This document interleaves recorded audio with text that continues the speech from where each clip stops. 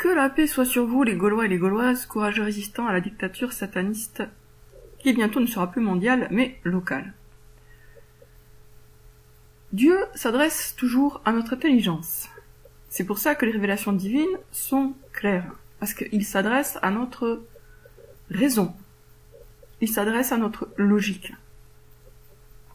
Le diable, par contre, ténébrifère, s'adresse à notre connerie, à notre stupidité, à notre partie bête. Alors comment fait-il, puisqu'on est des êtres intelligents? Eh bien, il fait tout pour désactiver notre intelligence. Pour s'adresser à notre connerie, je vais articuler un peu plus. Pour s'adresser à notre connerie, le diable fait tout pour désactiver notre rationalité. Comment la désactive-t-il? Bon, déjà, il suggère que nous ne pouvons pas comprendre avec la raison. C'est un grand classique dans chez tous les suppôts de Satan. Non, vous ne pouvez pas comprendre avec la raison. Vous allez comprendre avec autre chose. Alors avec quoi? Avec les sentiments, avec le cœur, avec un don inné de je sais pas quoi, avec un truc qui n'est pas rationnel. Mais ça ne suffit pas. Il va aussi appuyer sur des boutons qui ont tendance à désactiver notre intelligence, comme la vanité et l'orgueil. Il nous flatte. Il nous flatte en nous disant que si on le croit, ça prouve que nous faisons partie d'une élite. Ce qui nous donne envie de croire que nous croyons, ou plutôt, ça nous donne envie de croire que nous avons compris. Je reformule. Il nous flatte en nous disant que si nous comprenons son discours, nous faisons partie d'une élite. Sauf que bien sûr, le discours est incompréhensible puisque le but c'est de nous embrouiller, de nous enfumer. Donc, nous, flattés par cette promesse, ce compliment, nous disons « Ah oui, ça serait bien, ce serait cool que je comprenne.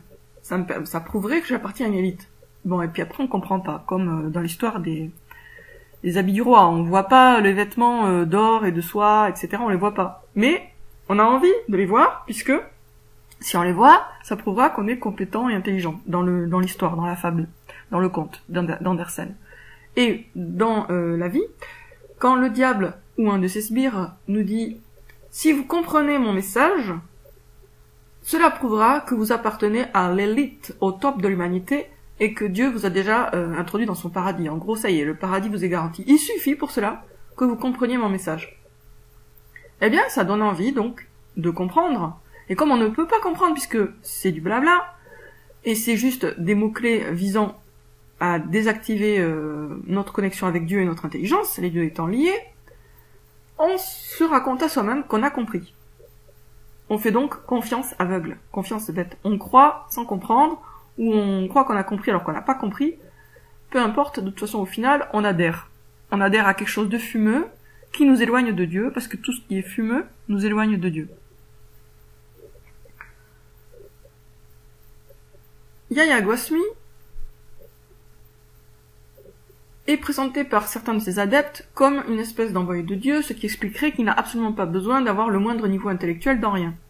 Puisque c'est un envoyé de Dieu, donc il n'a pas besoin de connaître la langue dans laquelle il s'exprime. Petite parenthèse, le prophète Mohammed, que la paix soit sur lui, il s'exprimait très bien en arabe. C'est pas parce qu'il ne savait pas lire, ce qui d'ailleurs n'est pas certain, parce que visiblement il y a plusieurs points de vue sur la question, mais ce n'est pas parce qu'il n'aurait pas su lire qu'il ne savait pas s'exprimer très bien. La plupart des arabes de l'époque, ils avaient un très bon niveau à l'oral, même s'ils ne connaissaient pas, enfin même s'ils ne lisaient pas, quoi. Yahya Gosmi, il n'a pas un bon niveau à l'écrit, certainement, et en tout cas, et à l'oral non plus, donc au final, même par rapport à un prophète, il est quand même bien en dessous. Mais supposons que ce soit effectivement un envoyé de Dieu. Comment se fait-il, dans ce cas, que son discours contredise le Coran? En effet, Dieu nous dit dans le Coran que le diable nous fait peur en nous faisant craindre la pauvreté. Le diable nous fait craindre la pauvreté. Et Yahya Gosmi nous dit, lui, que le diable veut nous rendre riches. C'est profondément et irréductiblement incompatible. Soit le diable veut nous rendre riches, soit il nous effraie avec la pauvreté. Ce qui fait que si Yahya Gosmi est un envoyé de Dieu, eh bien il arrive avec un message totalement révolutionnaire qui n'a rien à voir avec les autres messages des autres envoyés de Dieu. Alors est-ce que Dieu a décidé en cette fin des temps que finalement le diable était super gentil et qu'il était temps de nous le dire ?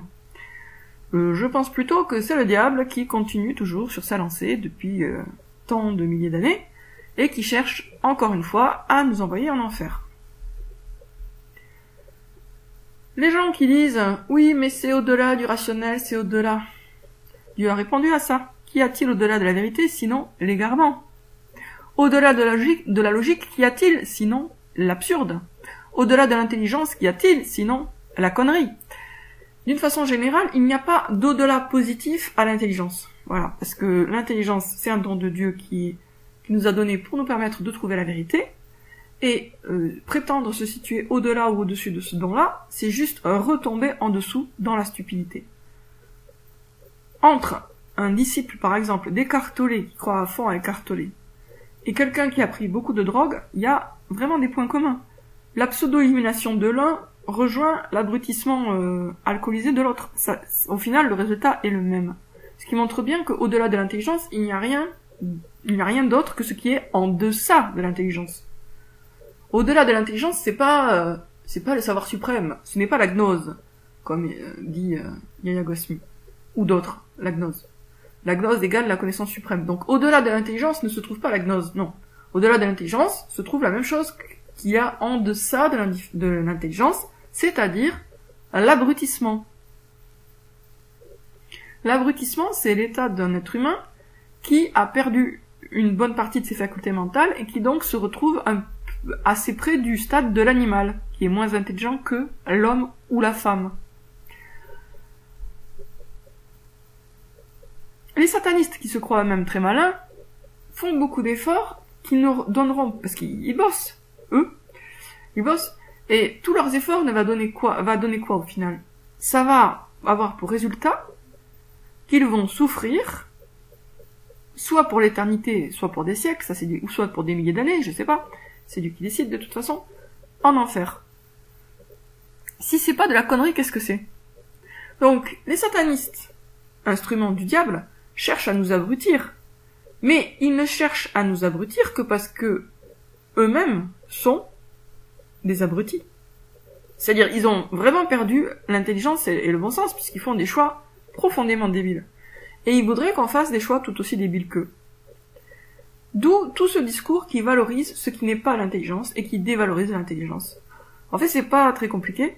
Toute personne qui vous fait de la pub pour un au-delà de l'intelligence et qui dévalorise le mental, l'intellect, etc., travaille objectivement, qu'elle en ait conscience ou non, pour ténébrifère, le porteur de ténèbres.